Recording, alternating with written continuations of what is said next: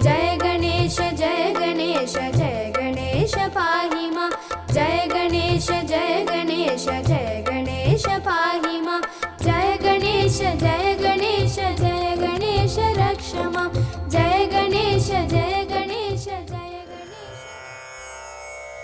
శ్రీ వినాయక చవితి పూజకు సాధారణంగా కావలసిన వస్తువులు: పసుపు, కుంకుమ, గంధం, పూలదండ, పువ్వులు, తమలపాకులు, చెక్కలు, కొంత చిల్లర, సాంబ్రాణి, ఒత్తులు, నెయ్యి, హారతి కర్పూరం, మామిడాకులు, పండ్లు, బియ్యం, కొబ్బరికాయలు, పెరుగు, బెల్లం, తేనె, స్వామివారికి వస్త్రాలు, కొన్ని అక్షింతలు, పంచామృతం, ఆవు పాలు, 21 రకాల పత్రిలు, 21 రకాల పువ్వులు మరియు గరిక.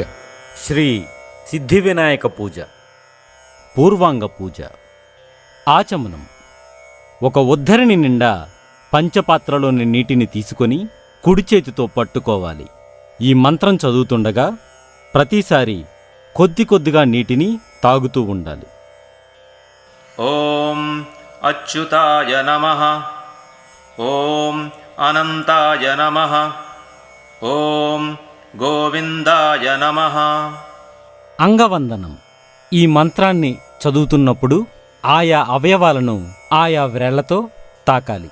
ఇప్పుడు కుడి చెంపను బొటనవ్రేలితో, కేశవ, ఎడమ చెంపను బొటనవ్రేలితో, నారాయణ, కుడి కంటిని ఉంగరపు వేలుతో, మాధవ, ఎడమ కంటిని ఉంగరపు వేలుతో, గోవింద, కుడి ముక్కుపుటను చూపుడు వేలుతో, విష్ణు, ఎడమ ముక్కుపుటను చూపుడు వేలుతో, మధుసూదన, కుడి చెవిని చిటికెన వ్రేలుతో, త్రివిక్రమ, ఎడమ చెవిని చిటికెన వేలుతో, వామన, కుడి భుజాన్ని మధ్యవ్రేలుతో, శ్రీధర, ఎడమ భుజాన్ని మధ్యవ్రేలుతో, ఋషికేశ, నాభిని అన్ని వ్రేళ్లతో, పద్మనాభ, తలను అన్ని వ్రేళ్లతో.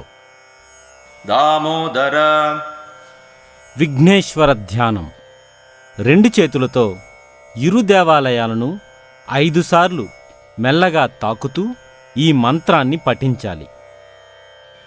శుక్లాంబరధరం విష్ణుం శశివర్ణం చతుర్భుజం ప్రసన్నవదనం ధ్యాయేత్ సర్వవిఘ్నోపశాంతయే. ప్రాణాయామం: ఈ మంత్రం చదువుతుండగా కుడి బొటనవ్రేలుతో కుడి ముక్కుపుటను మూసి ఎడమ ముక్కుపుట గుండా గాలిని పీల్చుకోవాలి. ఓం భూః, ఓం భువః, ఓం సువః, ఓం మహః, ఓం జనః, ఓం తపః, ఓం సత్యం. కుడి చిటికెన వేలు మరియు ఉంగరపు వేలుతో ఎడమవైపు నాసికను కూడా మూసి శ్వాసను కాసేపు ఆపాలి.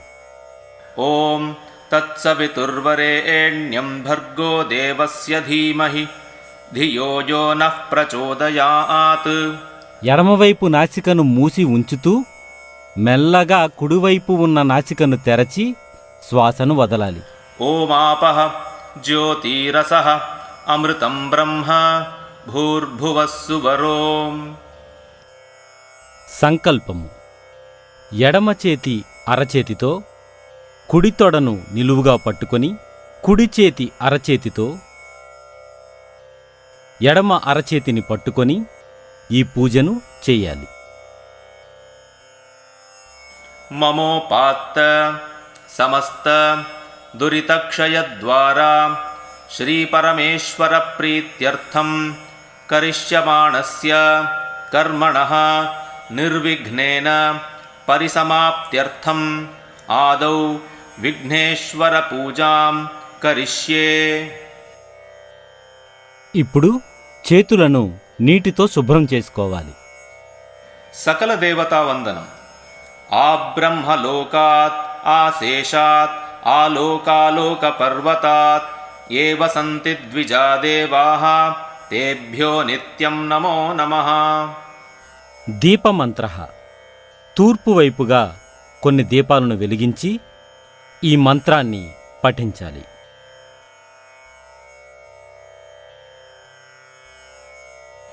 దీపజ్యోతిః పరం బ్రహ్మ దీపజ్యోతిః జనార్దనః దీపో హరతు మే పాపం దీపజ్యోతిర్నమోస్తుతే.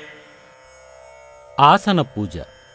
పూజ ప్రారంభించే ముందు పూజించేవారు కూర్చునే ఆసనాన్ని శుద్ధి చేయటానికి ఈ మంత్రాన్ని పఠిస్తూ ఆసనంపై నీళ్లు జల్లాలి. పృథివీ త్వయా ధృతా లోకా దేవి త్వం విష్ణునా ధృతా త్వం చ ధారయ మాం దేవి పవిత్రం కురు చాసనం. గంటా పూజ. గంటకు చందనాన్ని అద్ది గంటను మోగిస్తూ దేవతలను ఆవాహనం చేయాలి.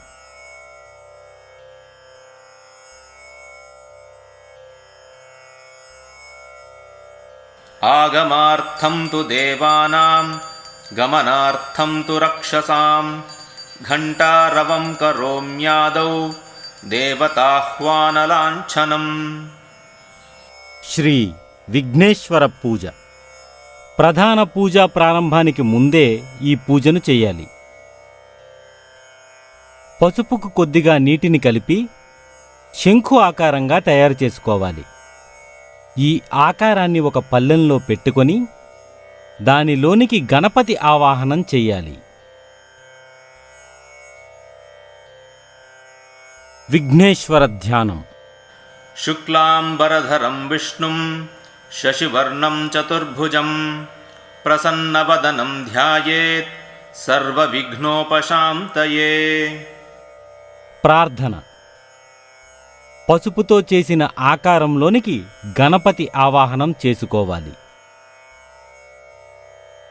ఓం గణానాం త్వా గణపతిగుం హవామహే కవిం కవీనాముపమశ్రవస్తమం జ్యేష్ఠరాజం బ్రహ్మణాం బ్రహ్మణస్పత ఆనశృణ్వన్నోతిభిः सीदसादनं. ఓం భూర్భువః సువరోం అగజానన పద్మార్కం గజాననమహర్నిశం అనేకదం తం భక్తానాం ఏకదంతం ఉపాస్మహే. అస్మిన్ హరిద్రాబింబే విఘ్నేశ్వరం ధ్యాయామి ఆవాహయామి. కొన్ని అక్షితలను సమర్పించుకోవాలి. విఘ్నేశ్వరాయ నమః ఆసనం సమర్పయామి.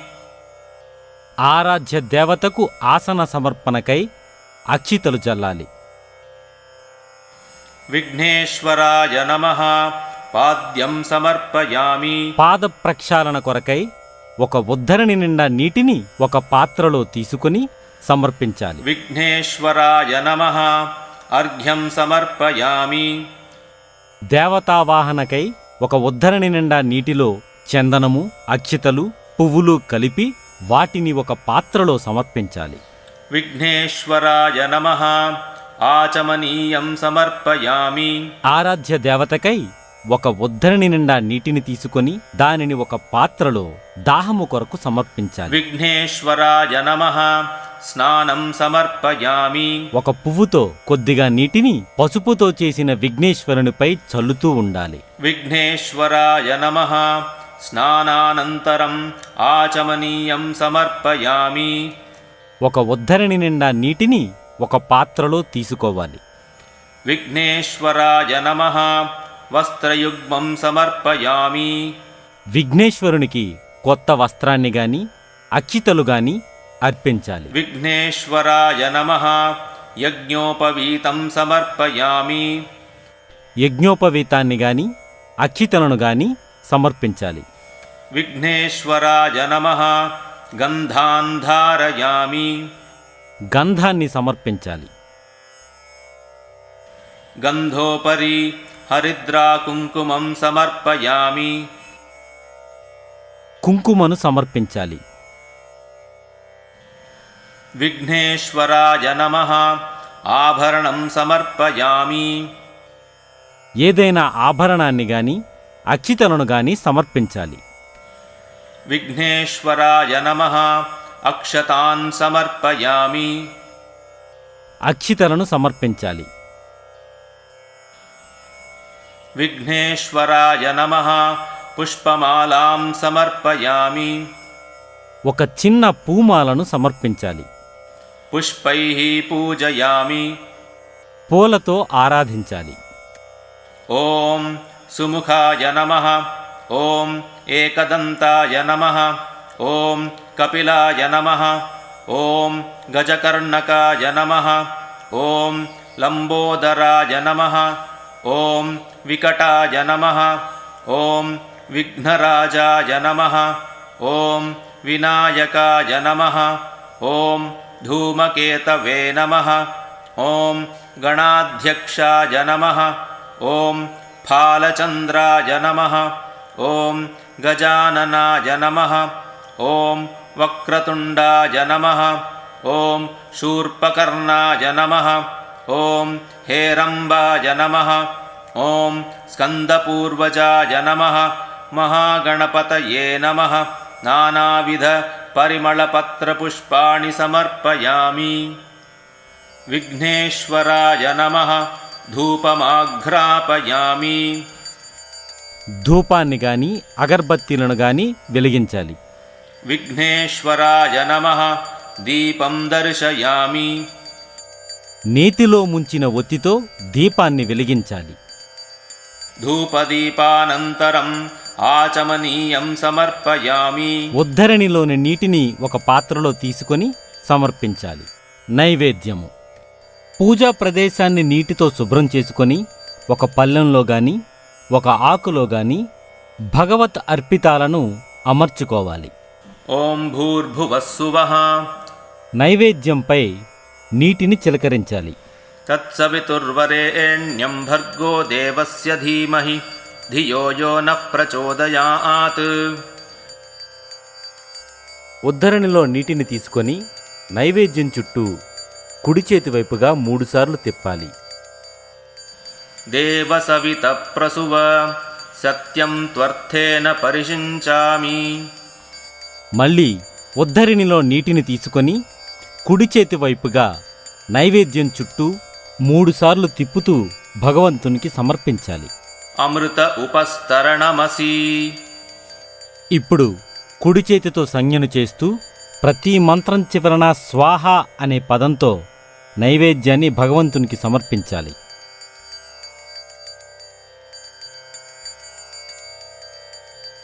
ॐ प्राणाय स्वाहा ॐ अपानाय स्वाहा ॐ व्यानाय स्वाहा ॐ उदानाय स्वाहा ॐ समानाय स्वाहा ॐ ब्रह्मणे स्वाहा मध्ये मध्ये अमृतपानीयं समर्पयामि కొద్దిగా నీటిని సమర్పించాలి. अमृतापिधानमसि आचमनीयं समर्पयामि ఒక పాత్రలో కొద్దిగా నీటిని సమర్పించాలి. विघ्नेश्वराय नमः नीराजनं सन्दर्शयामि వెలిగించిన కర్పూరాన్ని పసుపుతో చేసిన విఘ్నేశ్వరుని చుట్టూ కుడి చేతి వైపుగా తిప్పాలి. ప్రధాన పూజా సంకల్పము ముందు చెప్పిన విధంగా చేతుల్లోకి పువ్వులను అక్షింతలను తీసుకొని కుడి తొడ మీద పెట్టుకొని ప్రధాన పూజా సంకల్పాన్ని నిర్వహించాలి.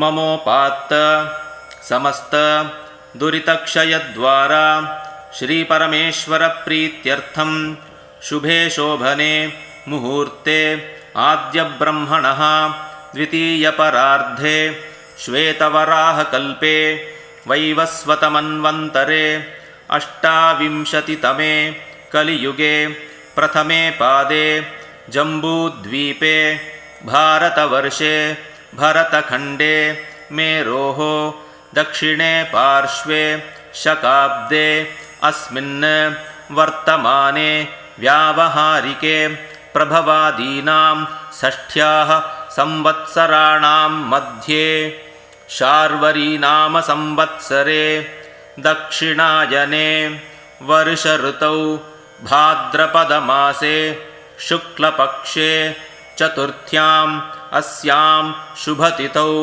वासरस्तु स्थिरवासरयुक्तायां नक्षत्रस्तु हस्तनक्षत्रयुक्तायां साध्यनामयोग वणिक् तदुपरि भद्रकर्णयुक्तायां शुभयोग शुभकर्ण एवं गुण विशेषण विशिष्टायाम् अस्यां शुभतिथौ अस्माकं सहकुटुम्बानां क्षेमस्थैर्य वीर्य विजय आयुः आरोग्य ऐश्वर्याणाम् अभिवृद्ध्यर्थं समस्त मंगलावाप्त्यर्थं समस्त दुरितोपशान्त्यर्थं श्री सिद्धिविनायक प्रसादेन ज्ञानवैराग्यसिद्ध्यर्थं मनोवाञ्छित सकल अभीष्ट फलसिद्ध्यर्थं सिद्धिविनायक पूजां करिष्ये तदंगं कलशपूजां च करिष्ये। అక్షితలను ఉత్తర దిక్కుగా జల్లి చేతులను నీటితో శుభ్రం చేసుకోవాలి. విఘ్నేశ్వర ఉద్యాపనం. పసుపుతో చేసిన విఘ్నేశ్వరుణ్ణి కొద్దిగా ఉత్తర దిక్కుకు జరిపి ఆయనను పూజించిన పుష్పాలను కళ్ళకు అద్దుకొని ఈ మంత్రాన్ని చదువుతుండగా తలపైన పెట్టుకోవాలి. వక్రతుండ మహాకాయ కోటి సూర్య సమప్రభ నిర్విఘ్నం కురు మే దేవ సర్వకార్యేషు సర్వదా. శ్రీ విఘ్నేశ్వరం యథాస్థానం ప్రతిష్ఠాపయామి. శోభనార్థే క్షేమాయ పునరాగమనాయ చ విఘ్నేశ్వర ప్రసాదం శిరసా గృహ్ణామి. కలశ పూజ. ఈ మంత్రాన్ని పఠిస్తూ పంచపాత్రకు చందనాన్ని మరియు కుంకుమను అద్దాలి. కలశే దివ్యపరిమళగంధాన్ ధారయామి. గంధస్యోపరి హరిద్రా కుంకుమం సమర్పయామి. ఓం గంగాయై నమః. ఓం యమునాయై నమః. ఓం గోదావర్యై నమః. ఓం సరస్వత్యై నమః. ఓం నర్మదాయై నమః. ఓం సింధవే నమః. ఓం కావేర్యై నమః. సప్తకోటి మహాతీర్థాన్ ఆవాహయామి. తులసీదళాలతో గాని పుష్పాలతో గాని అర్చనను కొనసాగించాలి. పంచపాత్రను కుడి చేతితో మూసి ఈ మంత్రాన్ని జపించాలి. కలశస్య ముఖే విష్ణుః కంఠే రుద్రః సమాశ్రితః మూలే తత్ర స్థితో బ్రహ్మ మధ్యే మాతృగణాः స్మృతాः కుక్షౌ తు సాగరాः సర్వే సప్తద్వీపా వసుంధరా. ఋగ్వేదో అథ యజుర్వేదః సామవేదో అపి అథర్వణః. అంగైశ్చ సహితాः సర్వే కలశాంబు సమాశ్రితాः. గంగే చ యమునే చైవ గోదావరి సరస్వతి నర్మదే సింధు కావేరి జలేస్మిన్ సన్నిధిం కురు.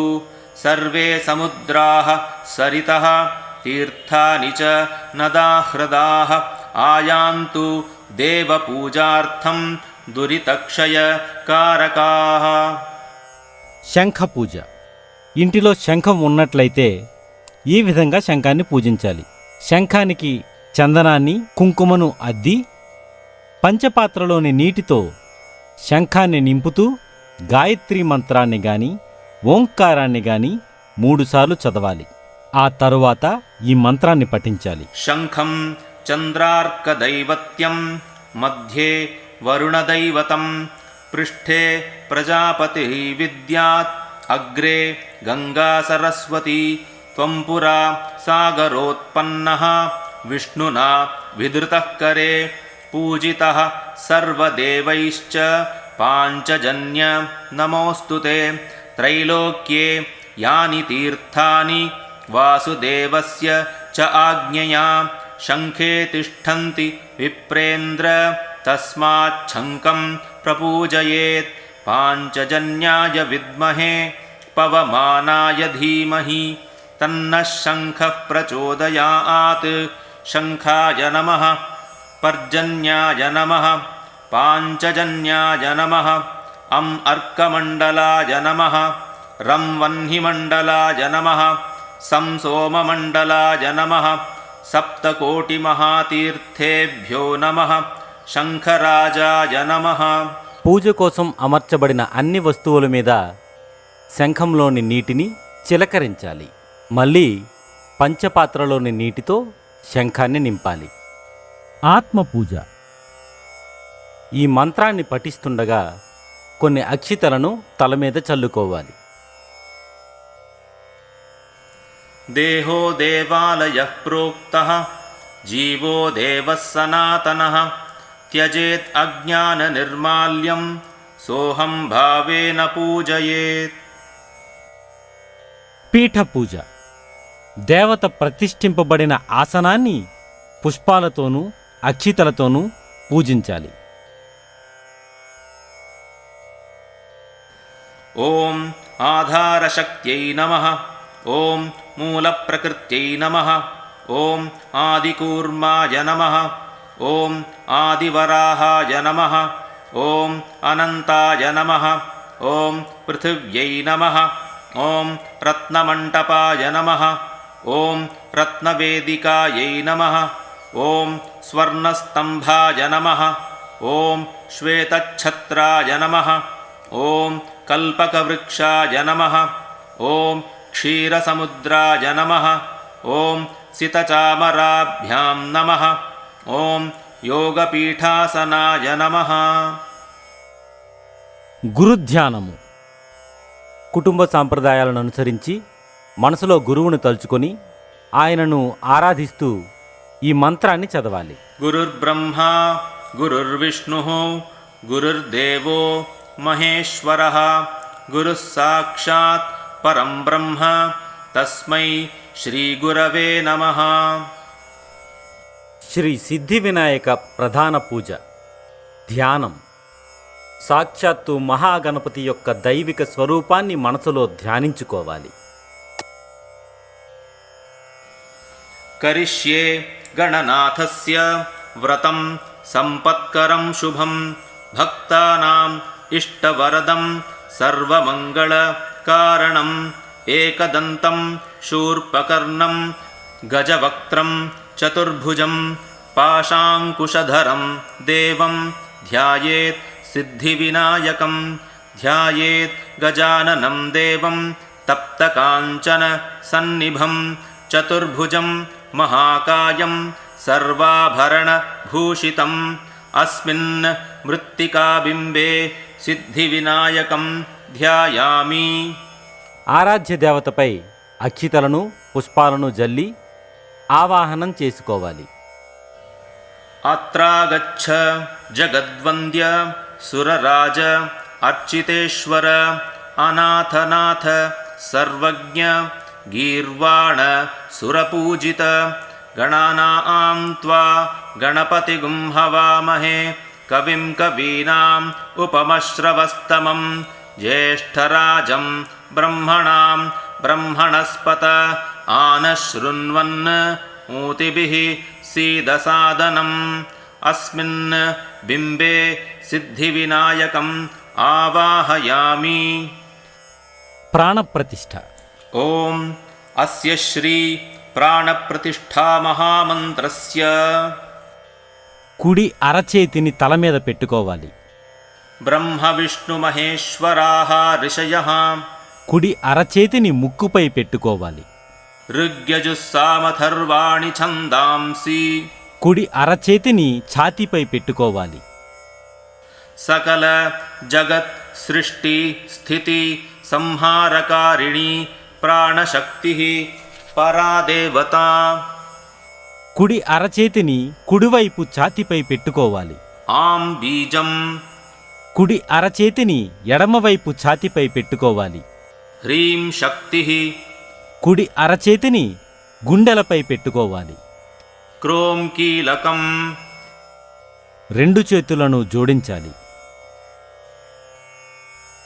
ప్రాణప్రతిష్ఠార్థే జపే వినియోగః. చూపుడు వేలును బొటనవేలు కింద నుంచి కొనదాకా పోనివ్వాలి. ఆం అంగుష్ఠాభ్యాం నమః.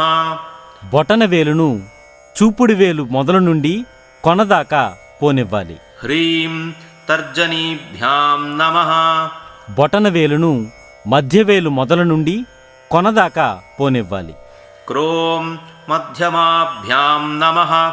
బొటనవేలును ఉంగరపు వేలు మొదలు నుండి కొనదాకా పోనివ్వాలి. ఆం అనామికాభ్యాం నమః.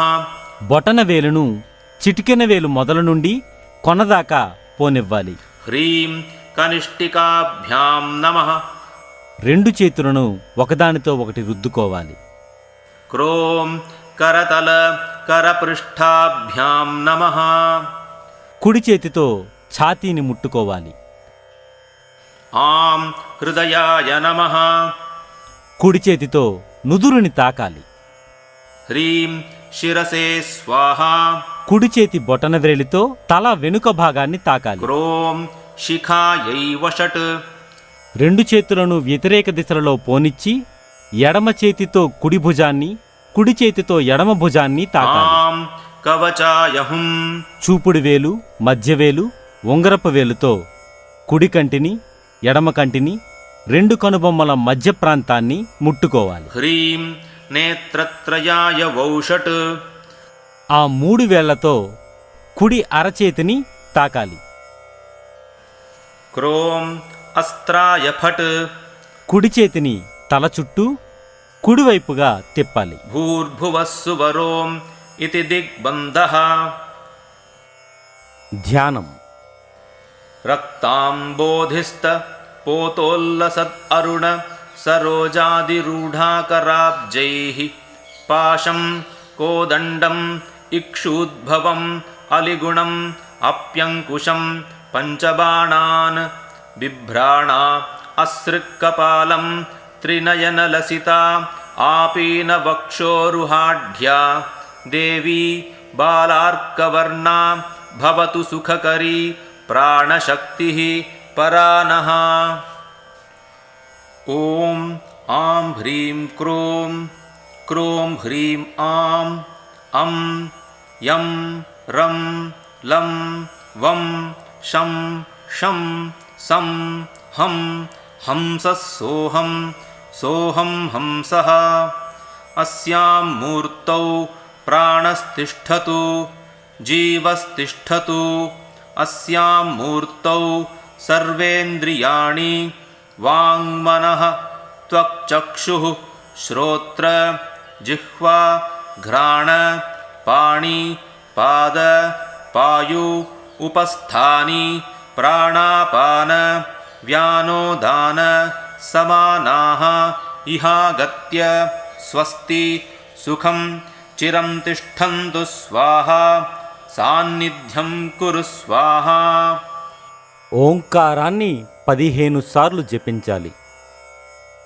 ఓం ఓం ఓం ఓం ఓం ఓం ఓం ఓం ఓం ఓం ఓం ఓం ఓం ఓం ఓం. అసునీతే పునః అస్మాసు చక్షుః పునః ప్రాణమిహ నో దేహి భోగం జోక్పశ్యేమ సూర్యం ఉచ్చరంతం అనుమతే మృళయాన స్వస్తి. ప్రాణాన్ ప్రతిష్ఠాపయామి. స్వామిన్ ఆవాహితో భవ స్థాపితో భవ సన్నిహితో భవ సన్నిరుద్ధో భవ అవకుంఠితో భవ సుప్రీతో భవ సుప్రసన్నో భవ సుముఖో భవ వరదో భవ. స్వామిన్ సర్వజగన్నాథ యావత్ పూజావసానకాలే తావత్ త్వం ప్రీతిభావేన బింబేస్మిన్ సన్నిధిం కురు. ప్రాణప్రతిష్ఠ తదనంతరం పాలల్లో నెయ్యి తేనె కలిపి నైవేద్యంగా సమర్పిస్తూ ఈ మంత్రాన్ని పఠించాలి. ఓం భూర్భువస్సువః తత్సవితుర్వరేణ్యం భర్గో దేవస్య ధీమహి ధియో యో నః ప్రచోదయాత్. ప్రాణప్రతిష్ఠాపనకాలే త్రిమధు నివేదయామి. సమస్త ఉపచార పూజ. అనేకరత్నఖచితం ముక్తామణివిభూషితం రత్నసింహాసనం చారు గణేశ ప్రతిగృహ్యతాం. శ్రీసిద్ధివినాయకాయ నమః. ఆసనం సమర్పయామి. పువ్వులను అక్షితలను సమర్పించాలి. గౌరీపుత్ర నమస్తేస్తు దూర్వా పద్మాది సంయుతం భక్త్యా పాద్యం మయా దత్తం గృహాణద్విరదానన. శ్రీసిద్ధివినాయకాయ నమః. పాద్యం సమర్పయామి. కొద్దిగా నీటిని సమర్పించాలి. సిద్ధార్థ యవదూర్వాభిః గంధపుష్పాక్షతైర్యుతం తిలపుష్ప సమాయుక్తం గృహాణర్ఘ్యం గజానన. చందనము అక్షితలు పుష్పాలు గరికలు కలిపిన నీటిని ఆర్ఘ్యంగా సమర్పించాలి. కర్పూరాగరు పుష్పైశ్చ వాసితం విమలం జలం భక్త్యా దత్తం మయా దేవ కురుష్వాచమనం ప్రభో. శ్రీసిద్ధివినాయకాయ నమః. ఆచమనీయం సమర్పయామి. కొద్దిగా సుగంధ ద్రవ్యాలు కలిపిన నీటిని సమర్పించాలి. దధ్యాజ్య మధు సంయుక్తం మధుపర్కం మయా హృతం గృహాణ సర్వలోకేశ గజవక్త్ర నమోస్తుతే. శ్రీసిద్ధివినాయకాయ నమః. మధుపర్కం సమర్పయామి. పాలల్లో కొద్దిగా నెయ్యి తేనె పెరుగు కలిపి సమర్పించాలి. మధ్వాజ్య శర్కరాయుక్తం దధిక్షీర సమన్వితం పంచామృతం గృహాణేదం భక్తానాం ఇష్టదాయక. శ్రీసిద్ధివినాయకాయ నమః. పంచామృతం సమర్పయామి. కాస్త పంచామృతాన్ని సమర్పించాలి. గంగాది పుణ్యపానీయైః గంధపుష్పాక్షతైర్యుతైః స్నానం కురుష్వ భగవన్ ఉమాపుత్ర నమోస్తుతే.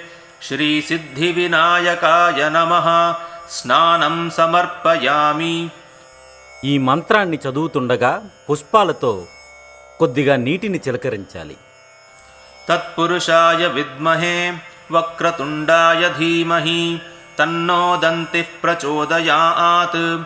తత్పురుషాయ విద్మహే వక్రతుండాయ ధీమహి తన్నో దంతిః ప్రచోదయాత్. తత్పురుషాయ విద్మహే వక్రతుండాయ ధీమహి తన్నో దంతిః ప్రచోదయాత్. స్నానానంతరం ఆచమనీయం సమర్పయామి. కొద్దిగా నీటిని సమర్పించాలి. రక్తవస్త్రద్వయం దేవ రాజరాజాదిపూజిత భక్త్యా దత్తం గృహాణేదం భగవన్ హరనందన. శ్రీసిద్ధివినాయకాయ నమః. వస్త్రయుగ్మం సమర్పయామి. నూతన వస్త్రాల జతను సమర్పించాలి.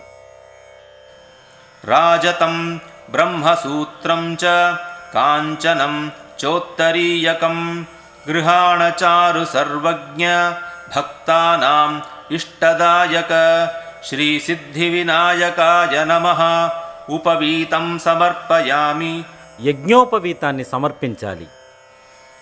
చందనాగరు కర్పూర కస్తూరి కుంకుమాన్వితం విలేపనం సురశ్రేష్ఠ ప్రీత్యర్థం ప్రతిగృహ్యతాం. శ్రీసిద్ధివినాయకాయ నమః. గంధాన్ ధారయామి. గంధాన్ని సమర్పించాలి. గంధోపరి హరిద్రాకుంకుమం సమర్పయామి. కుంకుమను సమర్పించాలి.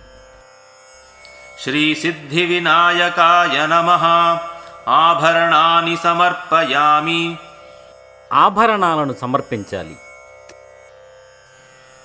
अक्षतान् धवलान् दिव्यान् शालीयान् अक्षतान् शुभान् हरिद्राचूर्णसंयुक्तान् सङ्गृहाण गणाधिप। श्रीसिद्धिविनायकाय नमः। अक्षतान् समर्पयामि। అక్షితలను సమర్పించాలి. श्रीसिद्धिविनायकाय नमः। पुष्पमालां समर्पयामि। పూలమాలను సమర్పించాలి. అంగపూజ మహాగణపతి యొక్క వివిధ అవయవాలను పుష్పాలతో విశేషంగా ఆరాధించాలి. ॐ पार्वतीनन्दनाय नमः। पादौ पूजयामि। ॐ गणेशाय नमः। गुल्फौ पूजयामि। ॐ जगद्धात्रे नमः। जङ्घे पूजयामि। ॐ जगद्वल्लभाय नमः। जानुनी पूजयामि। ॐ उमापुत्राय नमः। ऊरू पूजयामि। ॐ विकटाय नमः। कटिं पूजयामि। ॐ गुहाग्रजाय नमः। गुह्यं पूजयामि। ॐ महत्तमाय नमः। मेढ्रं पूजयामि। ॐ नाथाय नमः। नाभिं पूजयामि। ॐ उत्तमाय नमः। उदरं पूजयामि। ॐ विनायकाय नमः। वक्षस्थलं पूजयामि। ॐ पाशच्छिदे नमः। पार्श्वौ पूजयामि। ॐ हेरम्बाय नमः। हृदयं पूजयामि। ॐ कपिलाय नमः। कण्ठं पूजयामि। ॐ स्कन्दाग्रजाय नमः। स्कन्धौ पूजयामि। ॐ हरसुताय नमः। हस्तान् पूजयामि। ॐ ब्रह्मचारिणे नमः। बाहून् पूजयामि। ॐ सुमुखाय नमः। मुखं पूजयामि। ॐ एकदन्ताय नमः। दन्तौ पूजयामि। ॐ विघ्नहन्त्रे नमः। नेत्रे पूजयामि। ॐ शूर्पकर्णाय नमः। कर्णौ पूजयामि। ॐ फालचन्द्राय नमः। फालं पूजयामि। ॐ नागाभरणाय नमः। नासिकां पूजयामि। ॐ चिरन्तनाय नमः। चिबुकं पूजयामि। ॐ स्थूलौष्ठाय नमः। ओष्ठौ पूजयामि। ॐ गळन्मदाय नमः। कण्ठं पूजयामि। ॐ कपिलाय नमः। कचान् पूजयामि। ॐ शिवप्रियाय नमः। शिरः पूजयामि।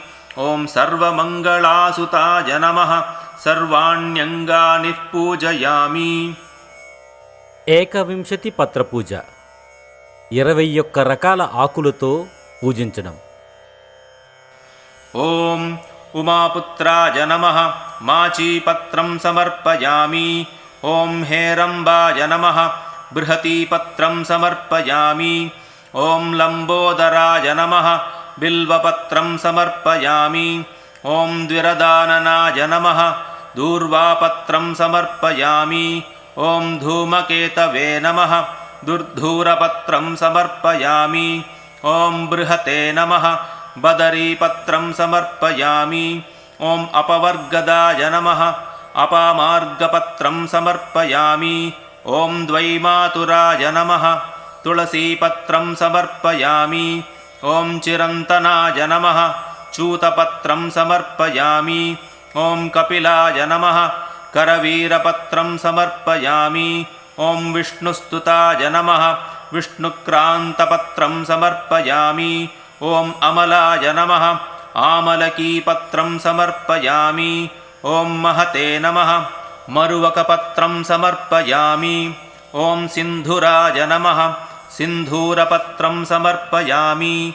ॐ गजाननाय नमः। जातीपत्रं समर्पयामि। ॐ गण्डगलन्मदाय नमः। गण्डलीपत्रं समर्पयामि। ॐ शङ्करीप्रियाय नमः। शमीपत्रं समर्पयामि। ॐ भृङ्गराजत्कटाय नमः। भृङ्गराजपत्रं समर्पयामि। ॐ अर्जुनदन्ताय नमः। अर्जुनपत्रं समर्पयामि। ॐ अर्कप्रभाय नमः। अर्कपत्रं समर्पयामि। ॐ एकदन्ताय नमः दाडिमीपत्रं समर्पयामि सुगन्धीनि च पुष्पाणि जाजीकुन्दमुखानि च 21 संख्यानि गृहाणगणनायक श्रीसिद्धिविनायकाय नमः पुष्पैः पूजयामि 21 పుష్ప పూజ 21 రకాల పుష్పాలతో పూజించటం. ॐ पञ्चास्य गणपतये नमः पुन्नागपुष्पं समर्पयामि ॐ महागणपतये नमः मन्दारपुष्पं समर्पयामि ॐ धीरगणपतये नमः दाडिमीपुष्पं समर्पयामि ॐ विश्वक्सेनगणपतये नमः वकुलपुष्पं समर्पयामि ॐ आमोदगणपतये नमः अमृणालपुष्पं समर्पयामि ॐ प्रमथगणपतये नमः पाटलीपुष्पं समर्पयामि ॐ रुद्रगणपतये नमः द्रोणपुष्पं समर्पयामि ॐ विद्यागणपतये नमः दुर्धूरपुष्पं समर्पयामि ॐ विघ्नगणपतये नमः चम्पकपुष्पं समर्पयामि ॐ दुरितगणपतये नमः रसालपुष्पं समर्पयामि ॐ कामितार्थप्रदगणपतये नमः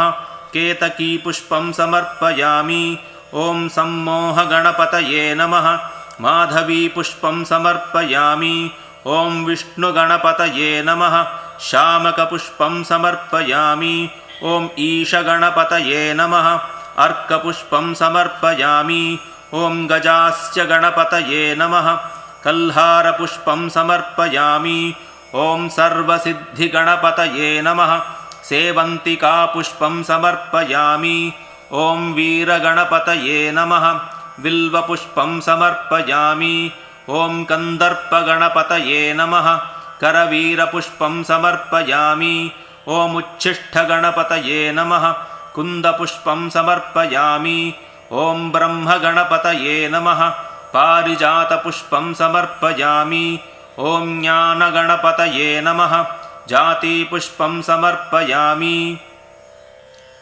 21 దూర్వాయుర్వ పూజ 2 దళాలు కలిగిన 21 గరికలతో పూజించటం.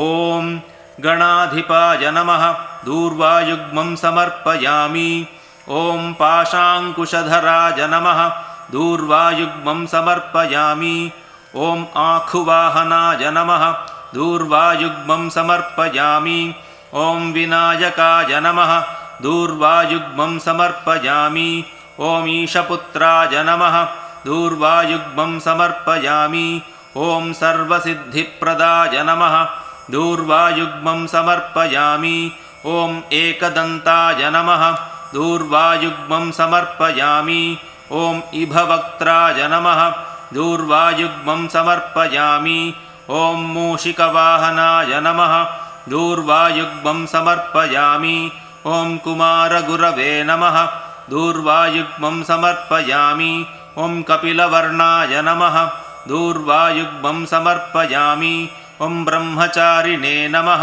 दूर्वायुग्मं समर्पयामि ॐ मोदकहस्ताय नमः दूर्वायुग्मं समर्पयामि ॐ सुरश्रेष्ठाय नमः दूर्वायुग्मं समर्पयामि ॐ गजनासिकाय नमः दूर्वायुग्मं समर्पयामि ॐ कपित्थफलप्रियाय नमः दूर्वायुग्मं समर्पयामि ॐ गजमुखाय नमः दूर्वायुग्मं समर्पयामि ॐ सुप्रसन्नाय नमः दूर्वायुग्मं समर्पयामि ॐ सुराग्रजाय नमः दूर्वायुग्मं समर्पयामि ॐ उमापुत्राय नमः दूर्वायुग्मं समर्पयामि ॐ स्कन्दप्रियाय नमः दूर्वायुग्मं समर्पयामि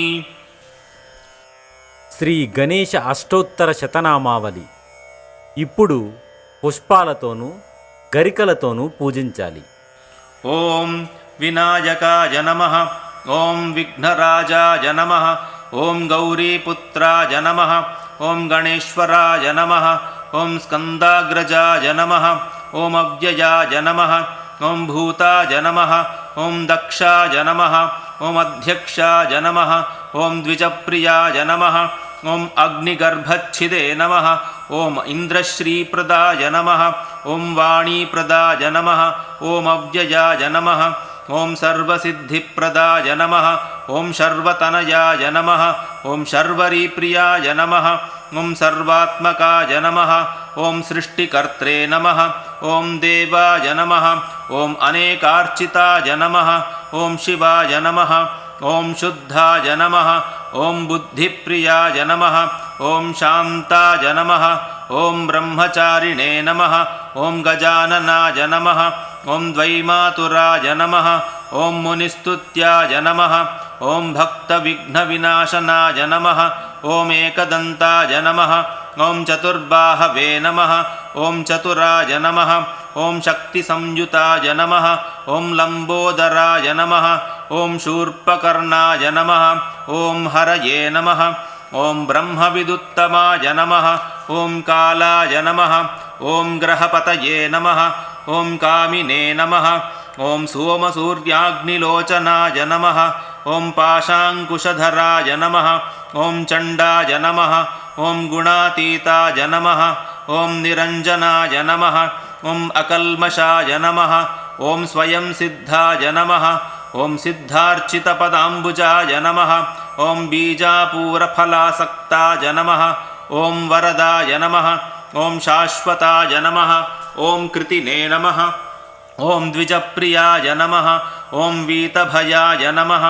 ॐ गतिने नमः ॐ चक्रिणे नमः ॐ इक्षुचापधृते नमः ॐ श्रीदाय नमः ॐ अजयाय नमः ॐ उत्पलकराय नमः ॐ श्रीपतये नमः ॐ स्तुतिहर्षिताय नमः ॐ कुलाद्रिभेत्रे नमः ॐ जटिलाय नमः ॐ कलिकल्मषनाशनाय नमः ॐ चन्द्रचूडामणये नमः ॐ कान्ताय नमः ॐ पापहारिणे नमः ॐ समाहिताय नमः ॐ आश्रिताय नमः ॐ श्रीकराय नमः ॐ सौम्याय नमः ॐ भक्तवाञ्छितदायकाय नमः ॐ शान्ताय नमः ॐ कैवल्यसुखदाय नमः ॐ सच्चिदानन्दविग्रहाय नमः ॐ ज्ञानिने नमः ॐ दयायुताय नमः ॐ दान्ताय नमः ॐ ब्रह्मद्वेषविवर्जिताय नमः ॐ प्रमत्तदैत्यभयदाय नमः ॐ श्रीकण्ठाय नमः ॐ विबुधेश्वराय नमः ॐ रामार्चिताय नमः ॐ विधये नमः ॐ नागराजयज्ञोपवीतवते नमः ॐ स्थूलकण्ठाय नमः ॐ स्वयंकर्त्रे नमः ॐ सामघोषप्रियाय नमः ॐ परस्मै नमः ॐ स्थूलतुण्डाय नमः ॐ अग्रण्ये नमः ॐ धीराय नमः ॐ वागीशाय नमः ॐ सिद्धिदायकाय नमः ॐ दूर्वाबिल्वप्रियाय नमः ॐ अव्यक्तमूर्तये नमः ॐ अद्भुतमूर्तिमते नमः ॐ शैलेन्द्रतनुजोत्सङ्गखेलनोत्सुकमानसाय नमः ॐ स्वलावण्यसुधासारजितमन्मथविग्रहाय नमः ॐ समस्तजगताधाराय नमः ॐ मायिने नमः ॐ मूषिकवाहनाय नमः ॐ हृष्टाय नमः ॐ तुष्टाय नमः ॐ प्रसन्नात्मने नमः ॐ सर्वसिद्धिप्रदायकाय नमः नानाविध परिमళपत्रपुष्पाणि समर्पयामि। ఉత్తరాంగ పూజ అగరబత్తీలను గాని లేదా ఏవైనా సుగంధ ద్రవ్యాలను గాని సమర్పించాలి. దశాంగం గుగ్గులోపేతం సుగంధం చ మనోహరం ధూపం దాస్యామి దేవేశ ఉమాసుత నమోస్తుతే శ్రీసిద్ధివినాయకాయ నమః ధూపమాఘ్రాపయామి. నేతిలో ముంచిన ఒత్తులతో దీపాలను వెలిగించాలి. సాజ్యం త్రివర్తి సంయుక్తం వహ్నినా యోజితం మయా గృహాణమంగళం దీపం త్రైలోక్య తిమిరాపః శ్రీసిద్ధివినాయకాయ నమః దీపం దర్శయామి. శ్రీసిద్ధివినాయకాయ నమః ధూపదీపానంతరం ఆచమనీయం సమర్పయామి. ఒక పాత్రలో కొద్దిగా నీటిని సమర్పించాలి. నైవేద్యము పూజా ప్రాంతాన్ని నీటితో శుభ్రం చేసి ఒక పళ్ళెంలో గాని లేదా ఒక పత్రంలో గాని నైవేద్యాలను సమర్పించి నైవేద్యంపై నీటిని చిలకరిస్తూ ఈ మంత్రాన్ని పఠించాలి. ఓం భూర్భువస్సువః. ఇప్పుడు ఉద్ధరణిలో నీటిని తీసుకొని నైవేద్యం చుట్టూ 3 సార్లు కుడి చేతి వైపుగా తిప్పాలి.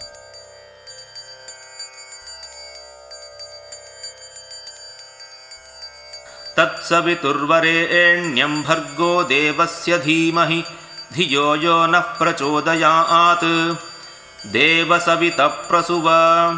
ఉద్ధరిణిలో నీటిని తీసుకొని నైవేద్యం చుట్టూ తిప్పాలి. ఇప్పుడు ఈ మంత్రాన్ని జపిస్తూ నీటిని సమర్పించాలి. అమృత ఉపస్తరణమసి. గణేశునికి తినిపిస్తున్నట్లుగా కుడి చేతితో సంజ్ఞను చేస్తూ ఈ మంత్రాన్ని జపించాలి.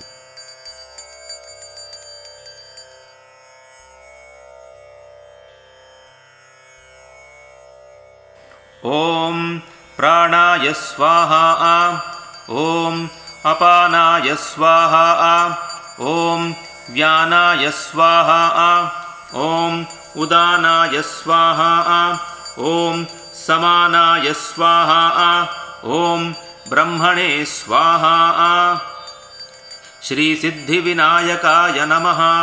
శాల్యన్నం ఘృతగుళపాయసం గుడాపూపం లడ్డుకం చణకం మోదకం నారికేళఖండద్వయం కదలీఫలం బదరీఫలం జంబూఫలం బీజాపూరఫలం ఇక్షుదండం ఏతత్సర్వం అమృతం మహానైవేద్యం నివేదయామి.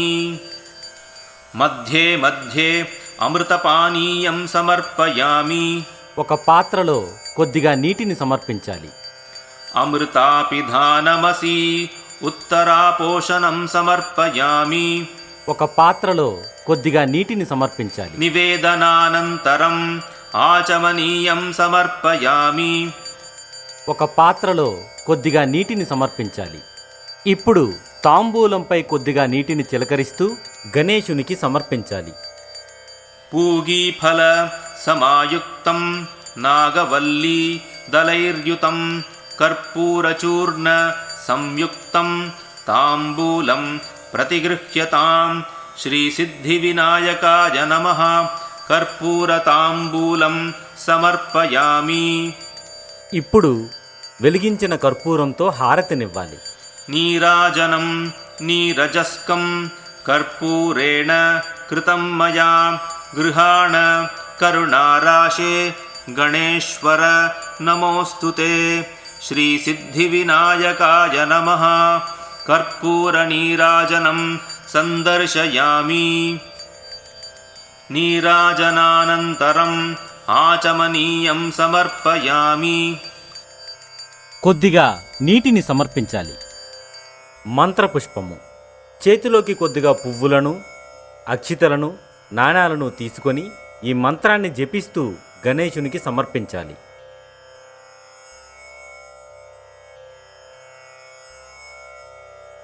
యోపాం పుష్పం వేద పుష్పవాన్ ప్రజావాన్ పశుమాన్ భవతి. చంద్రమా వా అపాం పుష్పం పుష్పవాన్ ప్రజావాన్ పశుమాన్ భవతి. య ఏవం వేద యోపామాయతనం వేద ఆయతనవాన్ భవతి. జాతి చంపక పున్నాగ మల్లికా వకుళాదిభిః పుష్పాంజలిం ప్రదాస్యామి గృహాణ ద్విరదానన. శ్రీసిద్ధివినాయకాయ నమః. మంత్రపుష్పం స్వర్ణపుష్పం సమర్పయామి. ఇప్పుడు నమస్కరిస్తూ గణేశుని చుట్టూ ప్రదక్షిణం చేస్తూ ఈ మంత్రాన్ని జపించాలి.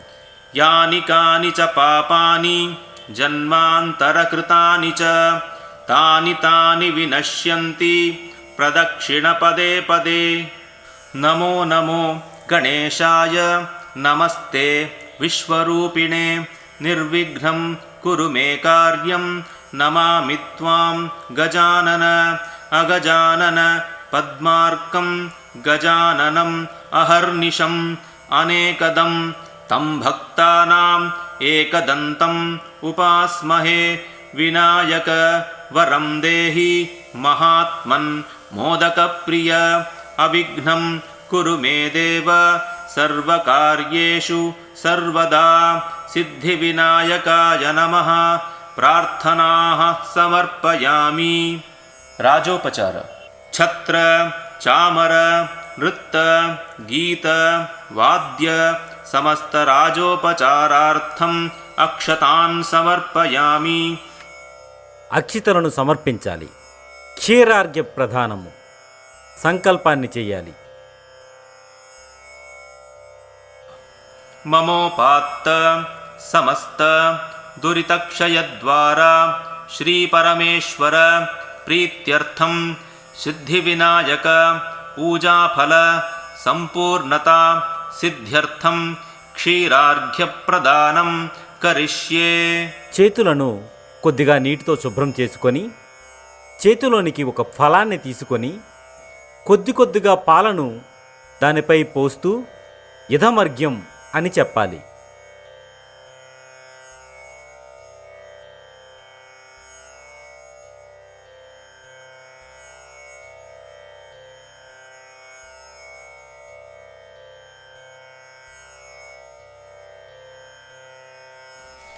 గౌర్యంగ మలసంభూత జ్యేష్ఠస్వామిన్ గణేశ్వర గృహాణర్ఘ్యం మయా దత్తం గజవక్త్ర నమోస్తుతే శ్రీసిద్ధివినాయకాయ నమః. ఇదమర్ఘ్యం ఇదమర్ఘ్యం ఇదమర్ఘ్యం అర్ఘ్యం గృహాణ హేరంబ సర్వసిద్ధి ప్రదాయక వినాయక మయా దత్తం పుష్పాక్షత సమన్వితం శ్రీసిద్ధివినాయకాయ నమః. ఇదమర్ఘ్యం ఇదమర్ఘ్యం ఇదమర్ఘ్యం వినాయక నమస్తేస్తు గంధపుష్పాక్షతైర్యుతం గృహాణర్ఘ్యం మయా దత్తం సర్వాభీష్టప్రదో భవ శ్రీసిద్ధివినాయకాయ నమః. ఇదమర్ఘ్యం ఇదమర్ఘ్యం ఇదమర్ఘ్యం అనేన అర్ఘ్యప్రదానేన భగవాన్ సర్వాత్మకః శ్రీసిద్ధివినాయకః ప్రీయతాం. కొద్దిగా నీటిని సమర్పించాలి. ఇప్పుడు గణేశుణ్ణి మనసారా ప్రార్థిస్తూ పూజా విధానంలో ఏవైనా తప్పిదాలు జరిగితే క్షమించమని కోరుకోవాలి.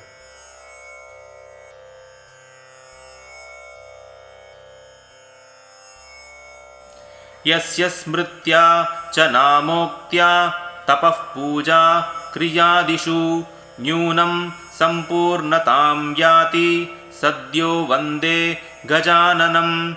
మంత్రహీనం క్రియాహీనం భక్తిహీనం గణేశ్వర యత్పూజితం మయా దేవ పరిపూర్ణం తదస్తు తే.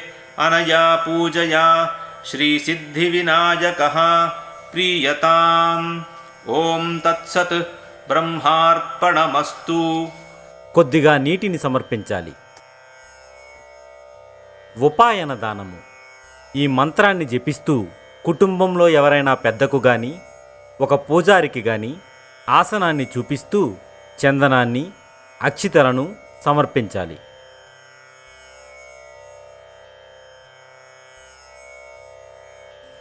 మహాగణపతిస్వరూపస్య బ్రాహ్మణస్య ఇదమాసనం అమీతే గంధాః సకలారాధనైః సువర్చితం. ఇప్పుడు తాంబూలాన్ని మరియు కానుకలను సమర్పించాలి. గణేశో ప్రతిగృహ్ణాతి గణేశో వై దదాతి చ. గణేశః తారకోద్వాభ్యాం గణేశాయ నమో నమః. ఇదం ఉపాయనం సదక్షిణాకం సతాంబూలం మహాగణపతిస్వరూపాయ బ్రాహ్మణాయ తుభ్యం అహం సంప్రదదే నమః. गणेश शरणं शरणं गणेश गणेश शरणं शरणं